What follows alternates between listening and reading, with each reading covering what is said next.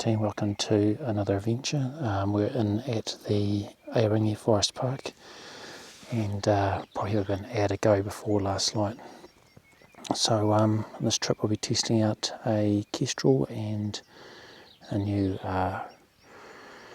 rangefinder. It's a Leica Rangemaster Pro. So good thing is with that is that when we hit a deer, it's going to give us a pin drop fairly close to where the deer was last seen or last ranged.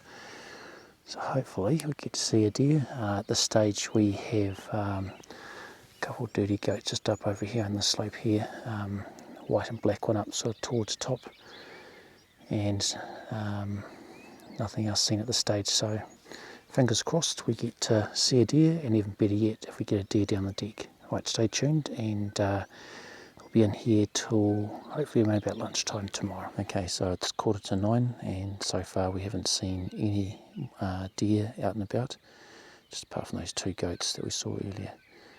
So it'll last for about another 15, maybe 20 minutes, and then we'll start setting up our campsite ready for dinner tonight. We're going to lose shootable light probably in about 15 minutes. I've just seen our first deer.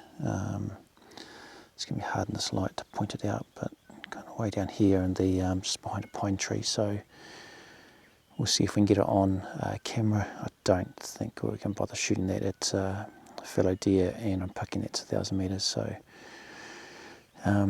we really want something nice and close and handy, as opposed to trying to lob around that far down range. I don't even know if that's within the sort of above 1,000 foot pound energy down range, which is what we need. So I don't think we'll be lobbing something down that far. I haven't bothered ranging that deer. It's quite some distance away. Just see the arse end of it.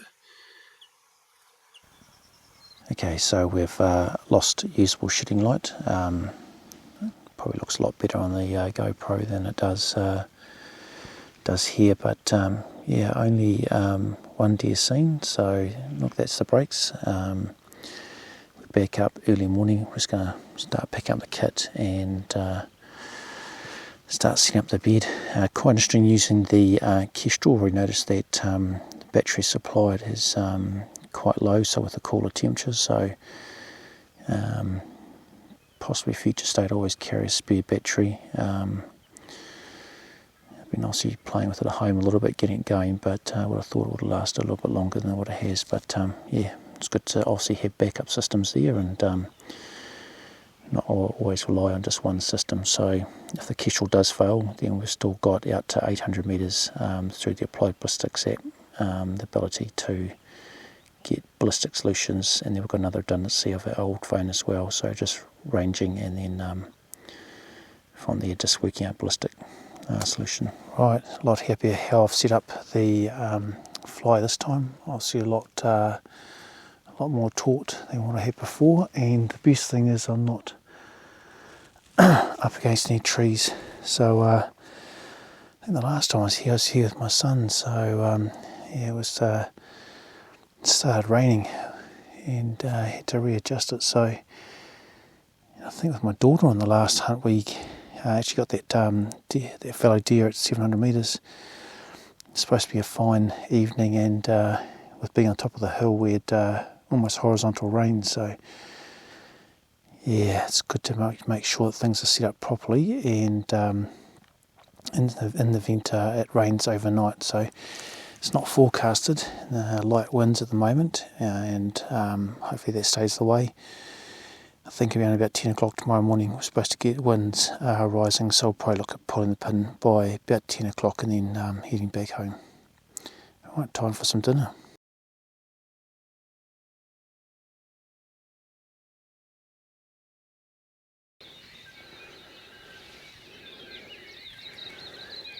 Morning, Ora Team. So just waiting for the sun to rise up a little bit further, just so we can get some usable shooting light. Fingers crossed we get to see another deer today. We're probably going to stay here for about the next 6 hours. We're supposed to have the wind come up, and already we're slowly starting to feel the wind build.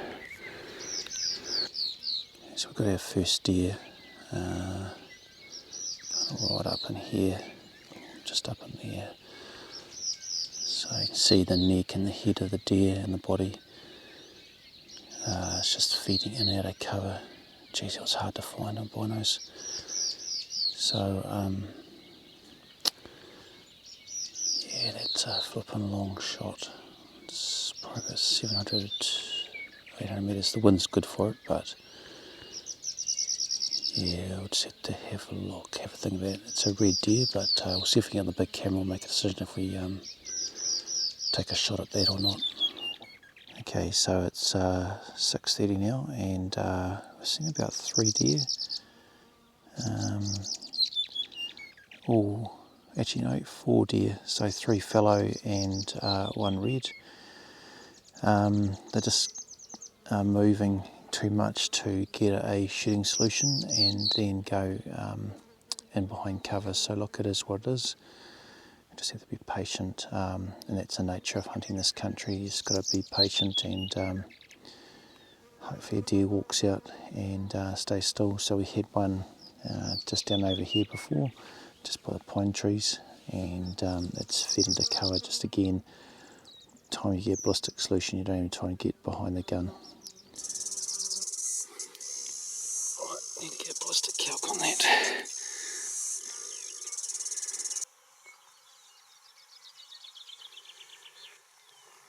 Left 0.24.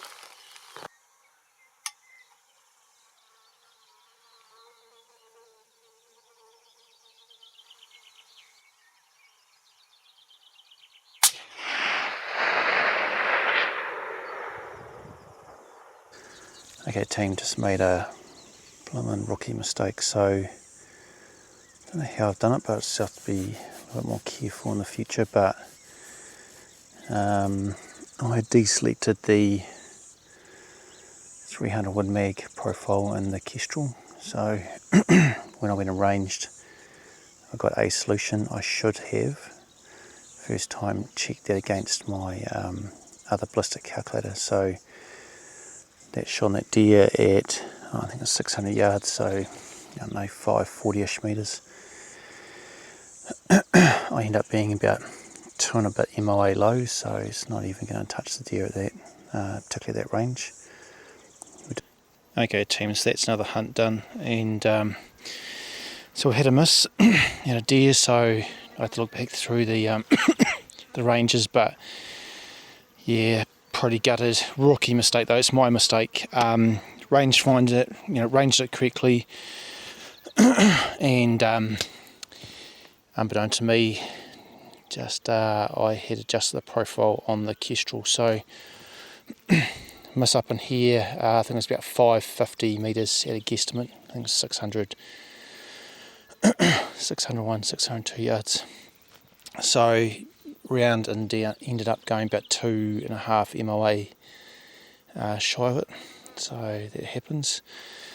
We had a shot up at a goat up in here somewhere on the on the gravel slope, and just need to look at the where that fell. I was actually going to tag another deer, so the black one I actually ended up shooting at might have been off screen, so hopefully it shows an impact all close by.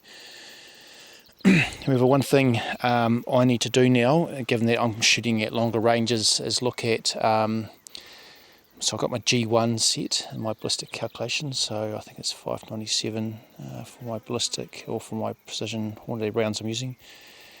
But I've ended up firing a couple of rounds off and didn't really adjust that much, so I had to look back through the range card, and I just remember watching a YouTube video, and it spoke about when you're subsonic, so under that 1400 foot per second, you need to look at your G7. So potentially my G7's a little bit slow, so I just need to bump that up a bit, but I won't play with it at the moment. I'm just make sure I don't shoot at that range.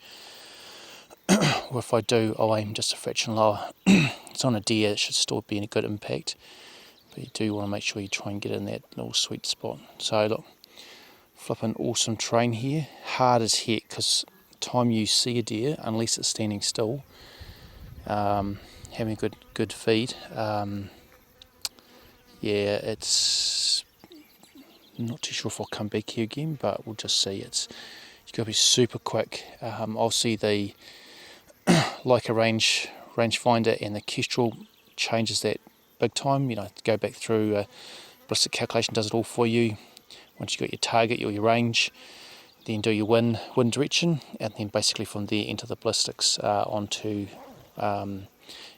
your scope. So a lot quicker, but still, to be honest, it's been handed to me on this trip, and it's just too hard in this terrain unless they're standing still. I've seen deer all over the place through here, but they've been on the move feeding, and last night actually didn't see anything. So actually no, I did see one, but didn't get it on camera. So is what it is. I think I've only got maybe 1 or 2 deer on camera. Sorry about that, team, but just in this terrain it just takes time to find them, and yeah, it's a bit of a bugger.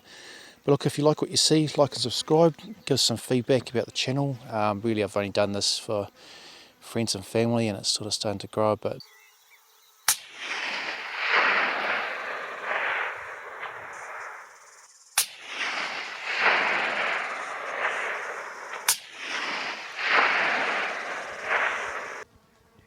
Okay, team, so we are back on a trail up Rio Ancient, and it's quite a good wee sort of game trail we found. Got about 200 metres to go before we're on the trail that leads back up to that steep rise up to that pinnacle where we shoot from sometimes. It's quite hot, so I'm quite enjoying just a bit of a break, and just make sure we stay hydrated. That climb up is going to take quite a bit of energy out of us, so all good.